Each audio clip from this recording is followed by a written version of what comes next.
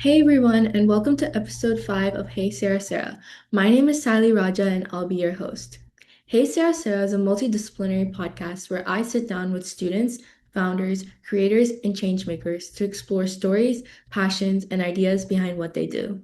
Today, we're joined by Ananya, the founder of the Second Skin Project, a nonprofit and awareness initiative dedicated to challenging the stigma surrounding facial disabilities and helping patients access financial assistance for craniofacial surgery.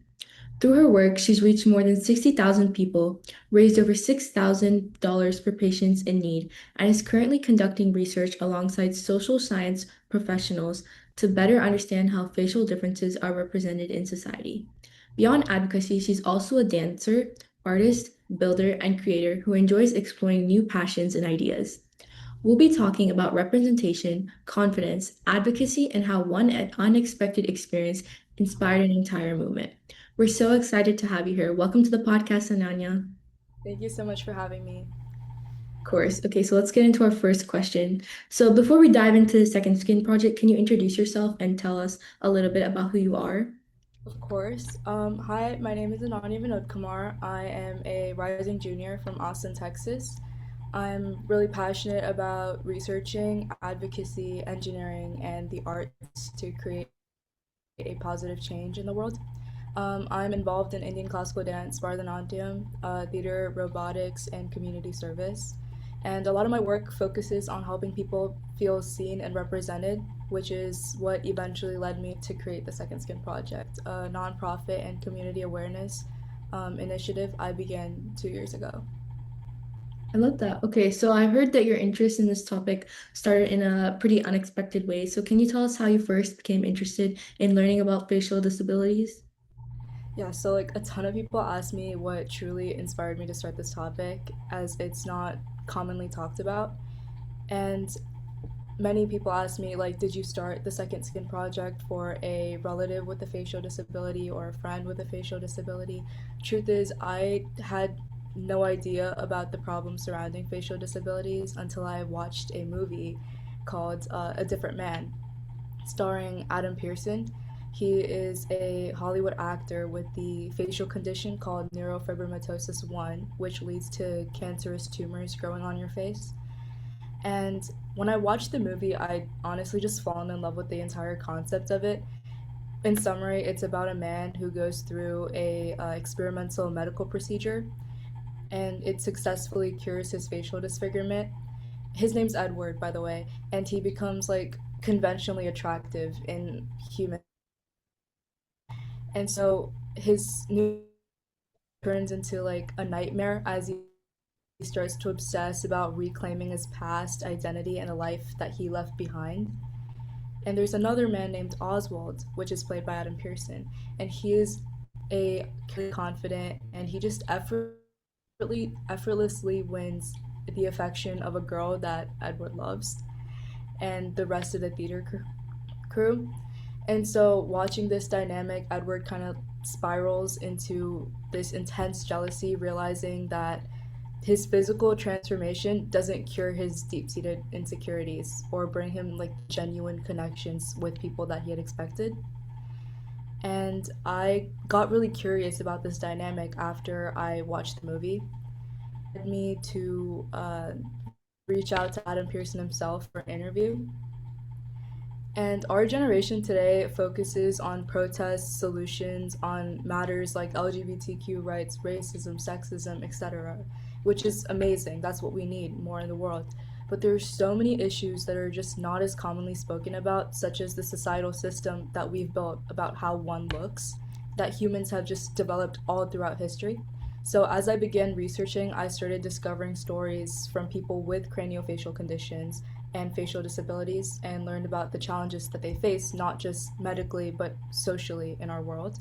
And the more that I learned, the more I felt compelled to do something about it. I love that. I love that you picked this like unique topic that is kind of like a big thing, but nobody really talks about it. But I really love this topic. When I first heard about your project, I was like, oh, I don't know what this is, but I find it really interesting that you chose to study this topic. So, like you said, facial disabilities aren't something many people openly discuss. So, why do you think conversations surrounding facial differences have been overlooked for so long?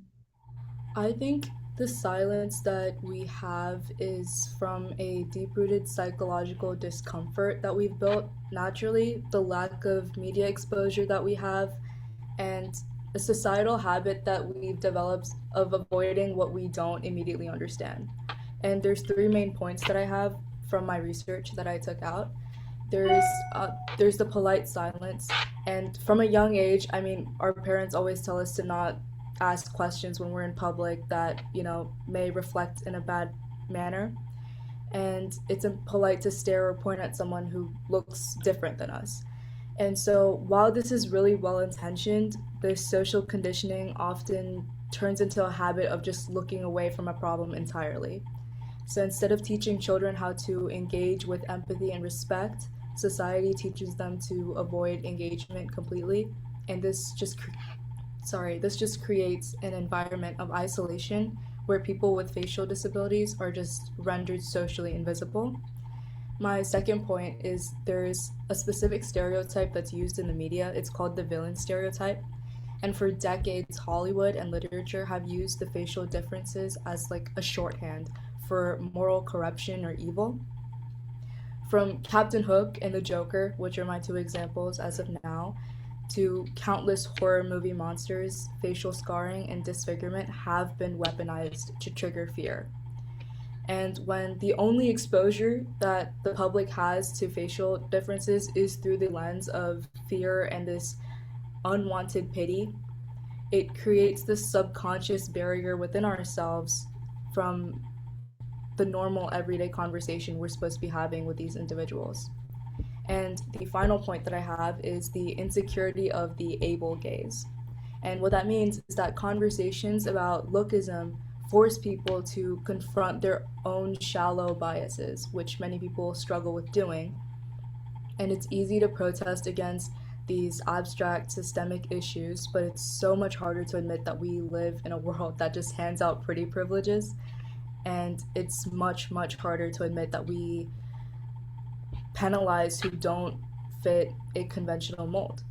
People avoid the topic because it just creates an uncomfortable self reflection within themselves on how they judge others at a first glance. And so when we refuse to talk about these issues openly, the consequences come along with it, right? People with facial differences are routinely defined by their appearance before anyone bothers to even learn about them. And their name, their talents, or their personalities just fade away behind them. And so by keeping this topic in the dark, we aren't being polite, we're actively maintaining the system that excludes a beautiful community and this equal social, romantic, and professional opportunities for them. They don't get them anymore. They can't find jobs, they can't go to hospitals without being judged, etc. And so breaking the silence is the first step towards actual facial equality. Yeah, I 100% agree. I feel like sometimes we judge like too fast. Like, don't judge a book before you Oh read the yeah, cover. yeah. Like, I think sometimes like these type of projects are what really bring humanity back to what it should be doing, like not judging people. Okay, so let's talk about the Second Skin project. So, what's the mission and what inspired you to create it? So, the Second Skin Project is an awareness and advocacy initiative dedicated to challenging misconceptions surrounding facial differences and promoting inclusion. And our mission is to help people look beyond their appearances and recognize the individuality, their talents, the humanity of every single person out there. Our goals are to get on different platforms to talk about this topic to as many people as we possibly can. And the more hands we get into this project, the better the outcome, right? We've raised over $6,000 for patients in hospitals who need it for craniofacial surgery. We've done many presentations in elementary schools, clubs, etc. And we do our best to give our survivors a platform to speak on so we can hear and grow as an individual from their stories. I created it because I realized there was very little public conversation about facial differences. I mean, you can go do a Google search and there's not a lot of things on it. And so, through my research, community outreach, fundraising, educational events, and social media, I wanted to help create a world where people are judged less by how they look and more by who they are as a person. I love that. Okay, so in the beginning, you told me you had the opportunity to interview Adam Pearson, whose story helped spark your interest in this topic, right? So, what was the experience like, and was there anything that he shared that really stuck with you? Interviewing Adam Pearson was like the most meaningful experience I've ever had. It was so beautiful. He's an incredibly thoughtful, honest, and very passionate about changing perceptions on facial disabilities. I had originally asked for an interview because I thought if I was going to start change, why not ask somebody who's been through the cause, right? And he was gracious enough to tell me about how Hollywood has treated him differently, with often casting aside his roles as an actor to be seen as something to be pitied, and what kind of outcome that it has on the community. So I had asked him about his own experiences with his condition and the hardships that came along with it. Overall, he's an incredible human being that has persevered, and I really look up to that. One thing that really stayed with me was his emphasis on education and visibility and how we as an individual take away from the movies that we watch. He said, and I quote, "A good film lasts for decades, but a great film is where it changes a person's mind when they walk out of the theater. That kind of impact matters." End quote. He talked about how fear and prejudice come from unfamiliarity with the topic, and simply increasing representation can make a huge difference. It reinforced my belief that awareness is one of the most powerful tools for creating change in the world today. I love that. He seems like a great person. I really want to watch this movie now that you've told me You that. should, it's good. Yeah, I will 100% check it out. Okay, so through your work and research, what's one misconception about people with facial differences that you'd like to challenge? One misconception I'd like to challenge is the idea that a person's appearance tells you something about their abilities, their intelligence, or their worth. So, through my research, I found that the media often portrays facial differences as symbols of villainy, isolation, or weakness. And these portrayals influence how audiences think following the movie, even subconsciously if we aren't currently thinking about it. Representation is not something that's abstract. It shapes who gets welcomed into communities, who gets hired, who gets loved and cherished, as well as who gets left out. And so when people with facial differences are written as fully integrated members of their fictional worlds, we as a society take one more step towards making that reality in our physical one. The takeaway from this is that both really simple and wholehearted. Give these characters friends, give them allies, give them lovers, give them families that love them, coworkers, rivals that respect them, and neighbors who greet them with a simple good morning. The stories we tell about facial difference can either fortify a future of exclusion or it can model the inclusive claim to value. And if we do it right, these won't just be better stories, as says, change minds, and they might even change lives. Very well said. I love that. Okay, so you've already reached thousands of people through your advocacy and fundraising efforts. So, was there a moment where you realized your work was making a real impact? There wasn't just one single moment, but I did have an experience that comes to mind. During the bake sales that we had as a team in multiple different communities, it was the chance that I had to be able to educate the people that came by to buy the goods. And I was just impressed by the amount of conversation I'd received, including so many people thanking me for opening their eyes and talking about a topic they hadn't truly heard of before. And just the way people stopped, took their time to listen and understand, restored my faith in humanity that day. There are so many kind people out there who want change, just not a lot of people who are confident enough to lead it. And another memorable moment, which was smaller, was donating funds to support craniofacial programs and just seeing community members come together around a cause that they hadn't heard about before. Yeah, I 100% agree. I also have my own project that is talks about an issue that isn't spoken about that much, but it happens like especially in Texas. So I really like when I go out into the community and do events and stuff, I really like people coming together to support this cause. So I can 100% agree with you. Okay, so outside of the Second Skin project, you said you're involved in dance, robotics, art, and so many other creative pursuits. So how do you balance all your interests and do they ever influence one another? Absolutely. While they're very different on the surface level, they all teach me similar skills. They make me creative, they give me discipline. I can be a problem solver, and I have loads of empathy. So, dance helps me express emotions and tell my stories. Research teaches me how to ask questions and seek evidence while solving problems. Robotics and engineering encourage my skills in innovation and how to be creative to solve such problems. Art helps me communicate ideas visually and verbally. And so, all of them together, they just shape how I approach advocacy overall. Many of the most impactful solutions that I've come up with have come from combining different perspectives and disciplines.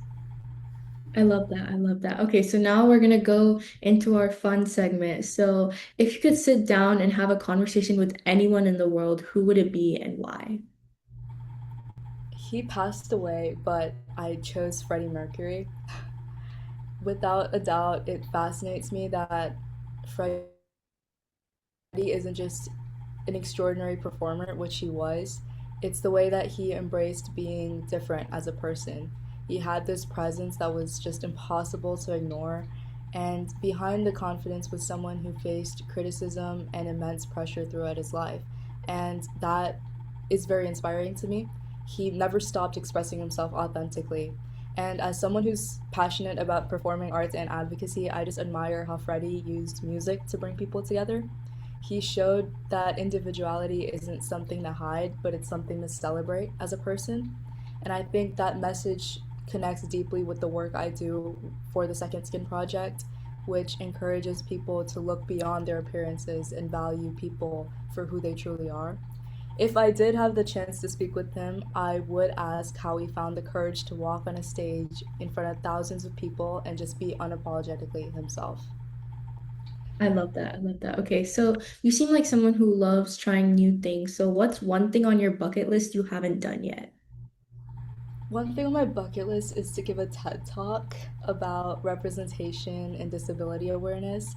I was so close to giving one this year, actually, but unfortunately it got canceled due to the issues in the community surrounding it.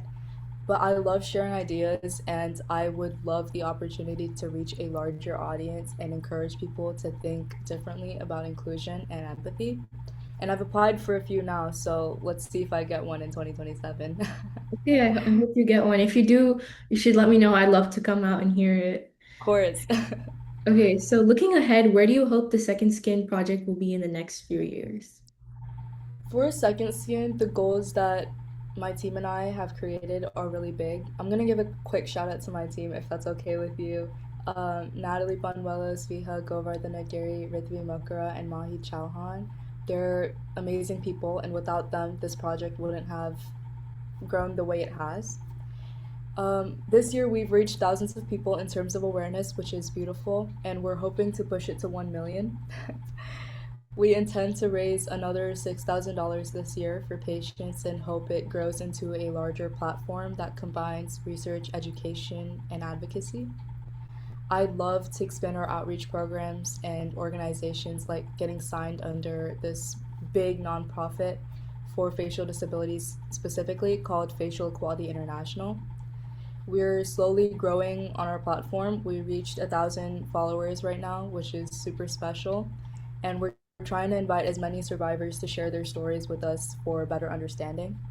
My book, Don't Look Twice, is coming out this September, so looking forward to that.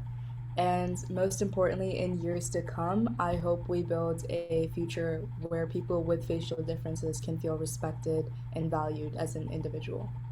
I didn't know you were writing a book. That's so cool. Is it about this topic or is it Yeah, what yeah, it's about this topic. It's about a girl named Kiara Singh, and she has a facial disability, and she dreams of becoming a dancer.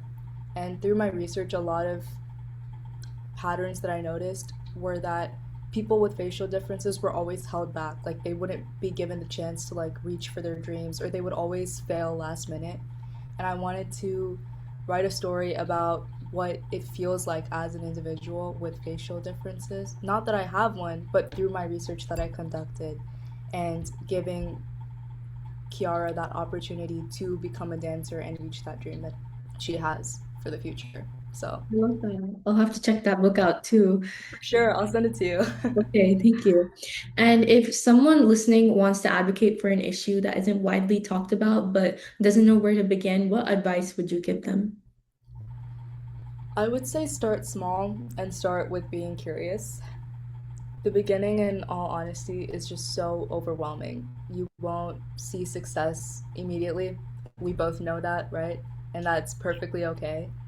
You don't need a large platform or a perfect plan on the go. Honestly, just go through it and figure it out as you go.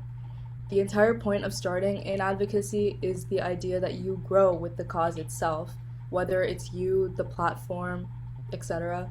And you start by learning as much as you can, listening to the people that are directly affected by your cause, and sharing what you learn with others. Because real change starts with just one conversation, one project, or one person willing to ask more questions. The biggest lesson that I've learned is that impact isn't measured by only numbers. It is measured by even if you help one person feel seen, understood, or inspired to take action with you, you've already made a difference. I love that. I love that. I 100% agree with that too. And if anyone wants to reach out to you or to Second Skin Project, where can they reach out? Our Instagram is called the Second Skin Project. Shoot us a DM. My personal account's on there too, so you can shoot me a DM there as well. Okay. We'll put it on the end for the viewers if they want to Cool. contact you or participate in any way. And thank you so much for joining us today and Of sharing your course. story. It's been a pleasure learning more about your journey starting the Second Skin Project, your passions, and the work you're doing to make a difference. And to everyone listening, thank you for tuning in. We'll see you in the next episode.